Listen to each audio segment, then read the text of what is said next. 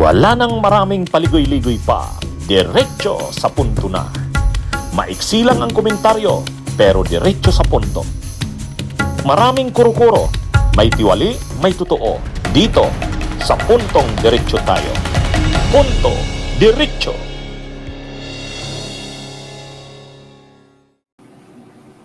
Mga kabunyog, mga kababayan, welcome! Ang topic ko ngayon, didesisyon na sa July 15 yung issue sa BIR at bank records ni Sara. Mga kabunyog. So abangan natin to. Kaya itong next week na ito, itong susunod na linggo, 13, 14, anong araw ba? 13, 14, 15. Mga kabunyog, mga kababayan. Ang 13 ay Monday, 14, 15. Ang 13 at 14, isasalang si Zulaika. Si Attorney Zulaika Lopez isasalang 13, 14. May dalawa pa yatang testigo. Bali 3 testigo ang ipepresent sa July 13, 14. Pag 15, mga kabunyog, nakatakdang talakayin yung motion. Kasi may motion na ang prosecution tungkol doon sa BIR, yung tax records ni Sara at ni Manscarpio, yung nakalagay doon sa green box. Kailangang desisyon na yun ng impeachment court. Hindi pa naman bubuksa, hindi pa naman yun ang isasalang. Kasi yun ang topic ngayon nandun pa rin sa Article 4, yung grave threat. Ay yung mga ebidensya na yun na BIR records, tax records, at saka yung bank records, doon yan sa unexplained wealth. So medyo malayo pa yan. Kaya lang gusto ng pag-usapan o gusto nang i-resolve kung yan bang mga bank records na yan ay dapat isumpina. So i-resolve yan. Kasi ang tanong ngayon, ano ba talaga ang mangyayari? Isusumpi na ba ang mga bangko para i-produce yung mga bank records ni Sara at ni Manscarpio? Yan ang issue.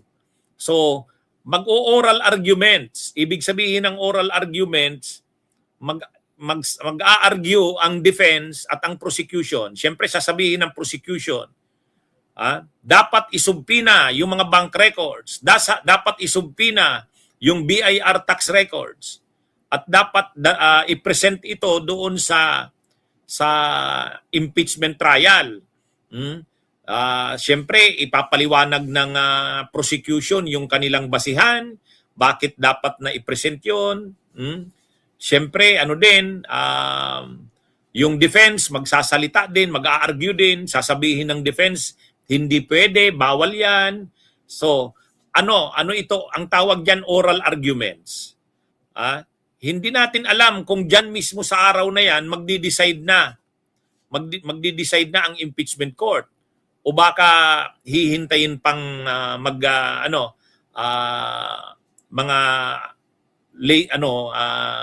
later pa madesisyonan. Pero ang importante, pag-uusapan na sa July 15 yan, magkakaroon na ng oral arguments.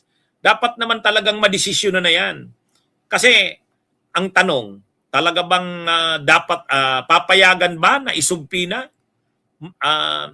Ang impeachment court ang magdi-decide yan Pero siyempre, sa part ng defense, ayaw nilang pabuksan yung bank records ni Sara. Sa part naman ng prosecution, gusto nilang pabuksan. Sinong magde-decide? Ang impeachment court. Pero gusto munang marinig ng impeachment court yung mga argumento.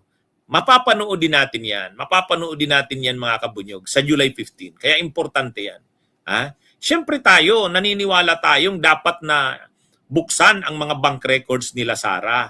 Kasi nakalagay naman yan sa ang bank secrecy o yung bawal buksan, bawal mag-inquire, tanungin, iimbestigahan ang mga bank records ng sino mang may account, may deposito sa bangko. Bawal yon.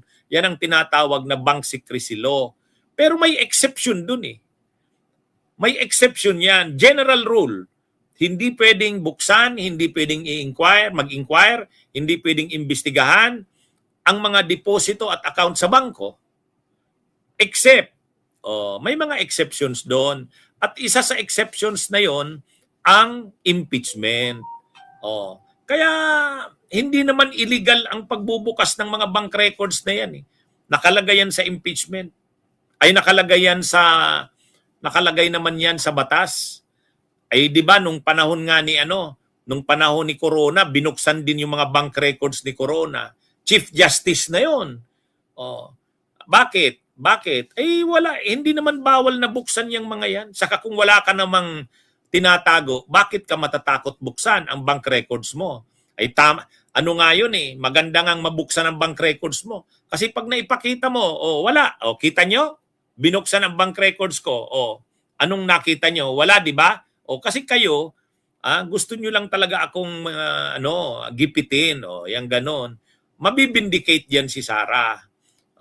Kaya lang, ang estilo kasi ng kampo ni Sara, yung mga abogado niya sa defense team, ayaw nilang buksan ang mga ebidensya Hanggat maaari, hinaharang nila na mailabas ang mga ebidensya laban kay Sara. Yun ang hindi maganda dyan Kung gusto ni Sara na paniwalaan siya ng mga tao, wag nilang harangin ang mga ebidensya, buksan na yung mga ebidensya at maipapakita mo dyan na wala naman yan. Wala kaming kinakatakot dahil sa totoo lang, wala naman yan. Di ba? Ganun dapat. Kaya lang, ang ginagawa ng defense team ni Sara, hinaharangan na wag lumabas ang mga ebidensya. Kahit na nga yung video na nagbabanta si Sara, napanood na natin yun, nakita na natin lahat yun kasi naka-online naman yun. Pero dinideny pa rin nila, gusto pa rin nilang pigilan, kini-question pa rin nila yung NBI agent na nag-authenticate, kini-question nila yung authenticity ng video. Samantalang ang linaw naman, totoo naman talaga na nagbanta si Sara. Di ba? Kaya lang yun na nga, yan yung problema diyan sa defense team ni Sara. Hanggat maaari, ayaw nila talagang mabuksan ang mga ebidensya. Lalo na yung bank records na yan. Doon pa nga lang sa AMLAC nalula na tayo, 6.7 billion ang total na lumabas at pumasok na transactions. Doon yan sa AMLAC, Anti-Money Laundering Council records. Lalo na kung mga actual na bank records ang makikita natin. Kaya yan mga kabunyog mga kabayan. So abangan natin sa July 15, magkakaroon ng oral arguments. Kung bubuksan ba ang bank records, BIR records, ayan po ang pag-uusapan sa July 15. Kaya manood tayo ng panuorin nyo dito sa sa aking mga channels, ang mga live streaming ng impeachment trial. Okay, mga kabunyog, mga kabayan, mabuhay po tayo. Bunyog, bunyog, halikan na kasama ka. Bunyog, kapag buklod ay may pag-asa. Luzon, Visayas, Mindanao, isa ang pananaw. Sa bagong Pilipinas ang bunyog isisigaw. Bunyog, bunyog.